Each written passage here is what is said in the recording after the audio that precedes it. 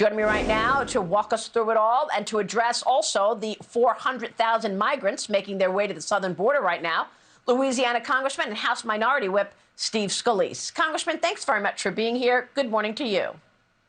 Good morning, Maria. Great to be back with you. Walk us through where we are on the economic agenda out of this administration.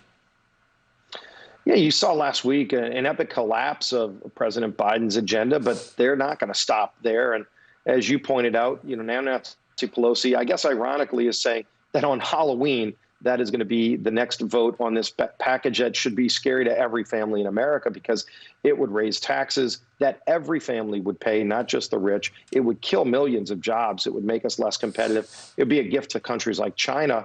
But they're tying all of that and holding the infrastructure package hostage to this bill that's directly linked together. Even President Biden admitted when he came to the Capitol Friday that the two bills are linked. It's a multi-trillion-dollar package. Even if they get this so-called compromise, a $1.5 trillion bill would devastate America's economy and really be a kick in the gut to middle-class families. So she's passed through every kind of deadline. She was supposed to vote on this thing a month ago. Then she promised her liberal members in the moderate districts that they were going to get a vote on Monday. And then she promised them that they would get a vote on Thursday of this week, and she broke that promise as well. So whatever number and date she says, it's less relevant to the devastation that these policies would have on lower-income and middle-class families, Maria.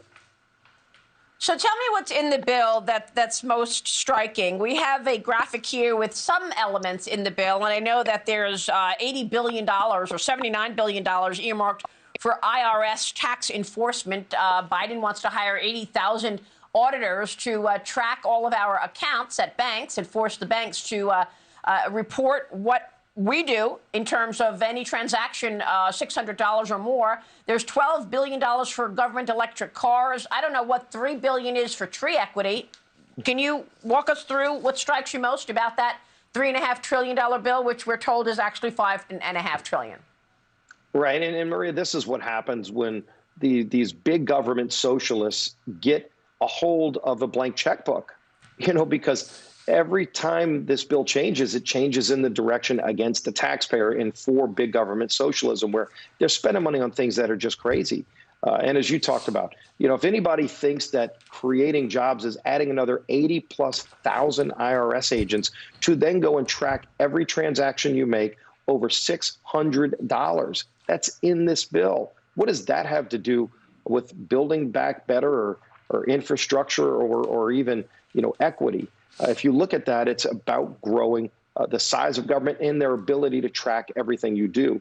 There's a whole lot of incentives in here for things that, frankly, a lot of them are going to go to wealthy people. But let's just start with the electric vehicle credits. I mean, thousands and thousands of dollars you could get to buy an electric car, except, Maria, they make it specific that it's only valid if you buy an electric car made in a union shop. So all of these states that are right-to-work states, a lot of car companies that build cars in America without union labor, they won't get a dime of that. So it's literally picking winners and losers and saying, we're going to punish you if you don't have a unionized workforce. That's the backdoor PRO Act in this bill. Yeah. What does that have to do with trying to get our economy back on track? It would devastate our economy. And worse, Maria, I think this is the thing that every family should be looking at.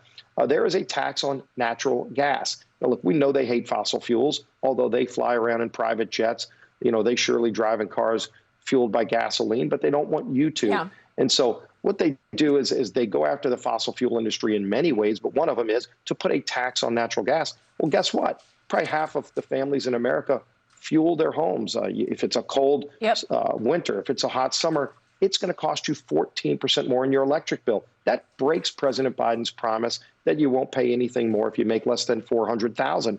That tax will actually hit the lowest income people the hardest. We tried to take it out. They didn't want to take it out because they want to spend all that money on big government socialism.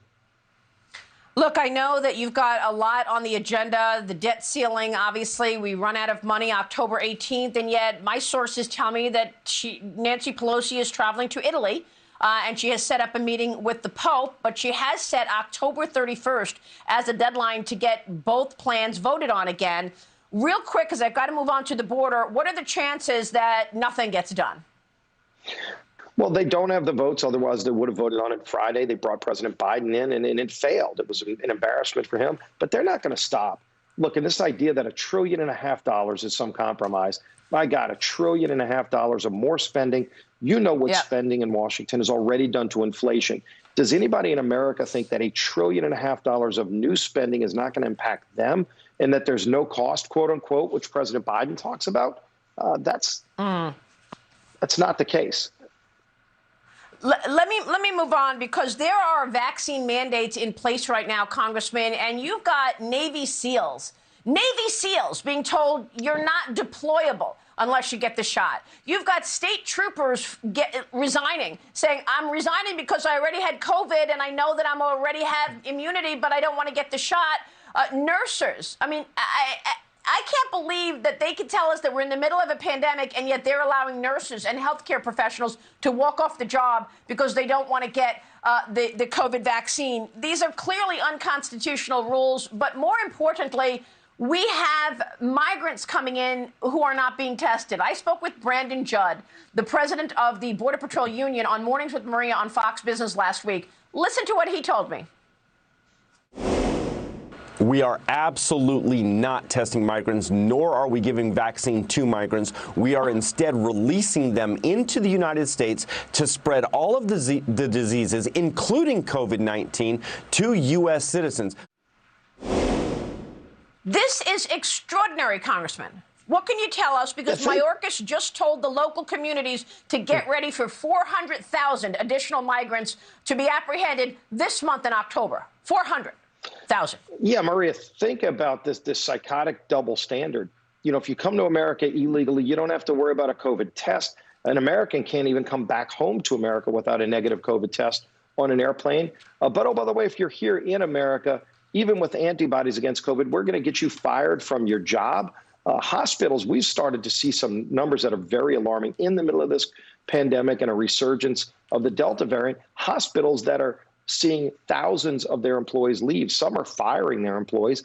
You saw it with police officers. I guess liberals don't care about this because they want to defund the police. But you're seeing a lot of police departments where they're putting these mandates in place where the police officers are just quitting the job.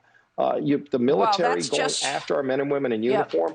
This is crazy. Look, again, we should be encouraging people to get the facts on the vaccination, not to threaten and shame them and kill their careers and livelihoods over that. And again, they discount the antibodies, Maria. Yep. I see that you have already begun winning. Let's take a look at last week's big congressional game. Watch this. Democrats were trying to get caught up. Wow, this is a long Greg Steube with the first pitch, and the first swing is going to be a home run. Steube out of the ballpark into the left field bleachers. Very nice, Congressman.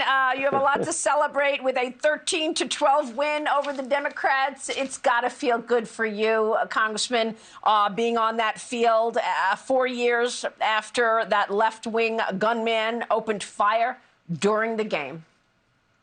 Yeah, Maria, like, God performs miracles, and I'm lucky to be able to get back out there every year. It's a treat to play in the big league ballpark. We raised over $1 million for local charities. But to see Steube crack that home run, I mean, he's a great athlete. He's done that in practice a few times, so we knew he could do it. But no one's done it in the big league ballpark since we've been playing this game. It was a great, maybe harbinger of things to come to see the Republicans beating the Democrats. And, hopefully we get a lot more of that. Well, it warms my heart to see you running around on that baseball field after you were severely injured 4 years ago by that maniac. Congressman, it's good to see you this morning. Thanks very much, sir.